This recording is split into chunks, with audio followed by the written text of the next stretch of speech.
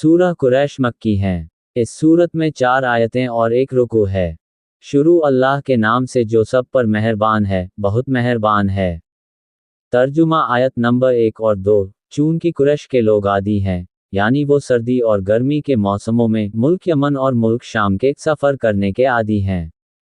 तफसीर। इस सूरत का पसे मंजर यह है कि जाहिलियत इस्लाम से पहले के ज़माने में, यानी हुज़ूर अक़दस सल्लल्लाहु अलैहि वसल्लम के तशरीफ़ लाने से पहले अरब में कत्ल व गारतगरी का बाज़ार गर्म था। कोई शख्स आज़ादी और अमन के साथ सफ़र नहीं कर सकता था, क्योंकि रास्ते में चोर डाकू या उसके दुश्मन कबीले के लोग उसे मारने और लूटने के पीछे लगे रहते थे। लेकिन कुरैश का कबीला चूंकि बैतुल्लाह के पास रहता था और इसी कबीले के लोग बैतुल्लाह की खिदमत करते थे, इसलिए सारे अरब के लोग उनकी इज्जत करते थे और जब वो सफ़र करते तो कोई उन्हें नहीं लूटता था। इस वजह से कुरैश के लोगों का ये मामूल था कि वो अपनी तिजारत की खातिर सर्दियों में यमन का सफ़र करते थे और गर्मियों में शाम मुल्क सीरिया जाया करते थे। इसी तिजारत से उनका रोज़गार जुड़ा हुआ था।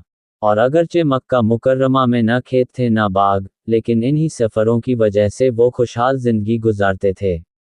अल्लाह ताला इस सूरत में उन्हें याद दिला रहे हैं कि उनको सारे अरब में जो इज़्ज़त हासिल है और जिसकी वजह से वो सर्दी और गर्मी में आज़ादी से तिजारती सफ़र करते हैं, ये सब कुछ इस बैतुल्लाह की बरकत है कि इसके पड़ोसी होने की वजह से सब उनका एहतराम इज़्ज़त करते हैं।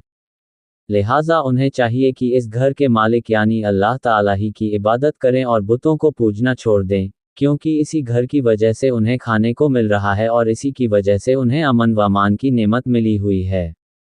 इसमें यह सबक दिया गया है कि जिस किसी शख्स को किसी दीनी खुसूसियत की वजह से दुनिया में कोई नेमत मयस्सर हो, उसे दूसरों से ज़्यादा अल्लाह ताला की इबादत और इताअत करनी चाहिए।